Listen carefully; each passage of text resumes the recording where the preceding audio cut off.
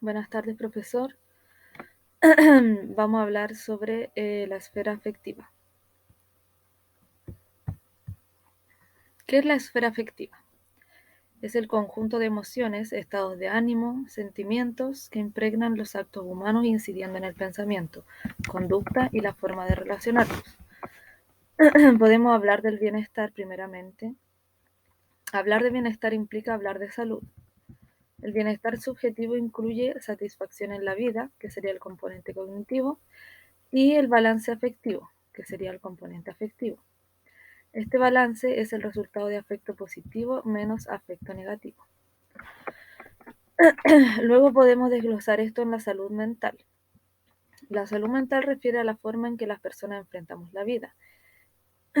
Incluye el bienestar físico, psíquico y social, que incluye nuestra forma de manejar el estrés, la forma en que tomamos decisiones, el cómo nos relacionamos con los otros y la resolución de problemas.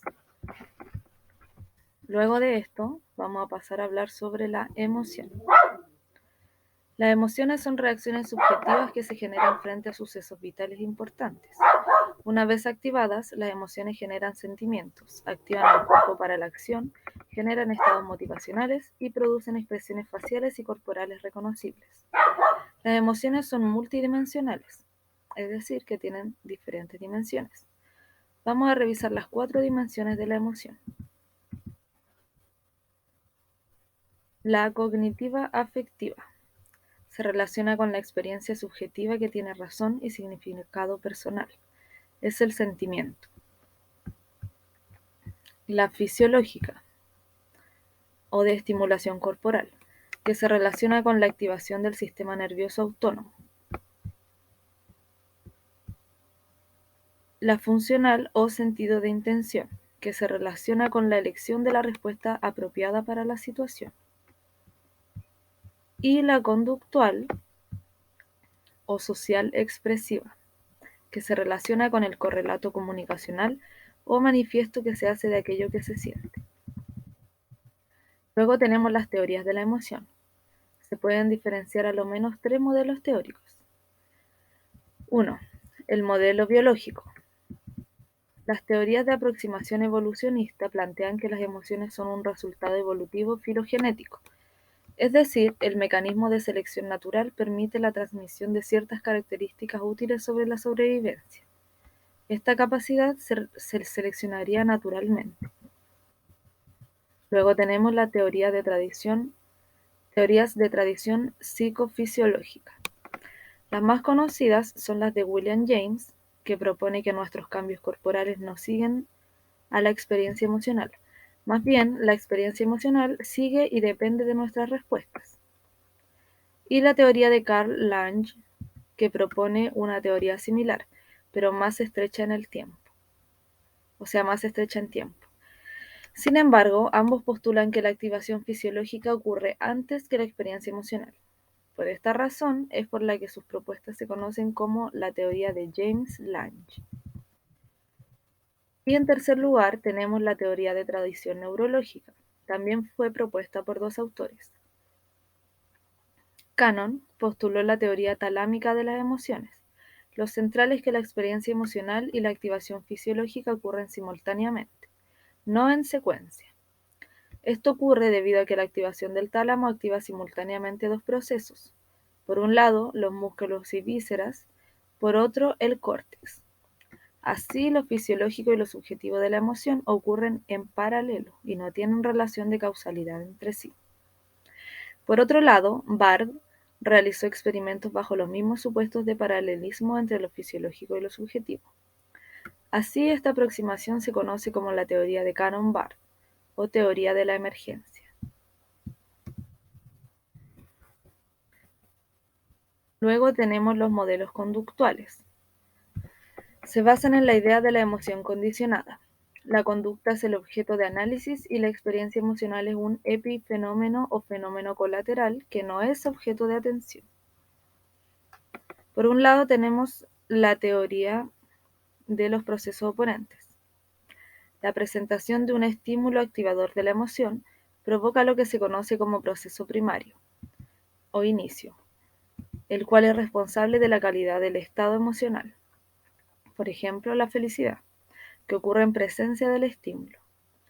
A su vez, el proceso primario provoca un proceso oponente que genera la reacción emocional opuesta, por ejemplo, irritabilidad y disforia. Como el proceso oponente es activado por la reacción primaria, se rezaga respecto a la alteración emocional primaria. Por otro lado, tenemos los modelos cognitivos, donde vamos a ver la teoría de la cognición-excitación. Considera que lo fisiológico no es suficiente, por lo que el organismo debe evaluar y contextualizar lo que ocurre para que exista la emoción. En segundo lugar, tenemos las teorías basadas de la valoración cognitiva. En la valoración cognitiva, considera que el proceso cognitivo de evaluación tendría un rol motivacional. Según Magda Arnold, la emoción no se daba sin antes haberse producido una evaluación, por ejemplo, cognición, del acontecimiento estímulo. Es decir, frente al estímulo se daría la percepción y la evaluación de éste como bueno o malo. Entonces se produciría la activación fisiológica y la emoción. Richard Lazarus amplía la teoría cognitiva anterior. Como Arnold, plantea que la valoración cognitiva, que va ligada a la percepción del objeto, se hace al inicio del proceso emocional. Sin embargo, según este autor, además de esta valoración que llama primaria, tendiente a determinar si hay amenaza o beneficio en la situación, habría una valoración secundaria, que implica una tendencia a la acción y una emoción bastante específica a la valoración. Ambas evaluaciones se hacen tan rápidamente en la situación experimentada, lo que hace difícil distinguirlas. Y por último vamos a ver el concepto de motivación. El estudio de la motivación intenta entregar fundamentos que permiten entender la conducta motivada. Existe una multiplicidad de teorías en torno a esta temática. Vamos a revisar las principales. Las necesidades corporales, necesidad de comida o de agua, generan un estado de tensión o activación denominada pulsión, que sería el hambre y la sed. La motivación actuaría para reducir la activación de la pulsión, que el cuerpo vivencia como algo desagradable, y regresar al cuerpo a un estado de homeostasis. Cuando tenemos hambre, buscamos comida para reducir la pulsión de hambre. Lo mismo ocurre cuando tenemos sed o cuando nos sentimos cansados. En cada caso, la conducta manifestada se orienta a disminuir o reducir el estado de tensión o activación corporal. Esto se conoce como teoría de la reducción de la pulsión, la que además plantea la distinción entre pulsiones primarias y secundarias. Las pulsiones primarias son innatas, es decir, no son aprendidas. Incluyen el hambre, la sed, el descanso y el sexo. Mientras que las pulsiones secundarias son aprendidas, como por ejemplo, pulsión para adquirir dinero o la pulsión para obtener buenas calificaciones y obtener éxito. Luego tenemos la teoría de la activación, que sugiere que cada individuo tiene un nivel óptimo de activación que varía de una situación a otra y en el curso del día. La ley de Yerkes-Dodson establece que cuanto más compleja es la tarea, menor es el nivel de activación que puede tolerarse sin que interfiera en el desempeño. De esta forma, niveles más altos de activación son óptimos cuando se requiere realizar tareas simples, y niveles relativamente menores de activación son mejores al realizar tareas complejas. Podemos clasificar la motivación en dos. Motivación extrínseca, que hace referencia a que estímulos motivacionales, en este caso incentivos y recompensas, son externos a la actividad realizada. El incentivo se refiere a la estimulación externa que actúa o influye sobre el comportamiento. Por ejemplo, cuando a un niño se le exige tener buenas calificaciones en el colegio, lo cual puede ser una experiencia desagradable si es que al niño no le gusta estudiar, pero debe estudiar para poder obtener la recompensa esperada. El concepto de reforzador permite prescindir de conceptos motivacionales, ya que explica la conducta en función de lo que ocurre después de que se emita esta conducta. Reforzador es cualquier estímulo que, entregado contingentemente después de una conducta, aumenta la probabilidad de ésta en el futuro. Es decir, un ejemplo de reforzador es una recompensa, pero no todos los reforzadores son recompensas. Existen dos diferencias entre el concepto de reforzador y el de incentivo. La primera es que ocurren en momentos diferentes y la segunda es que tienen funciones diferentes. El reforzador ocurre después de que se emite la conducta, en cambio, el incentivo ocurre antes de la misma. La función del incentivo es activar fisiológicamente al organismo o energizar la conducta. En cambio, la del reforzador es fortalecer la conducta. Y por último, tenemos la motivación intrínseca.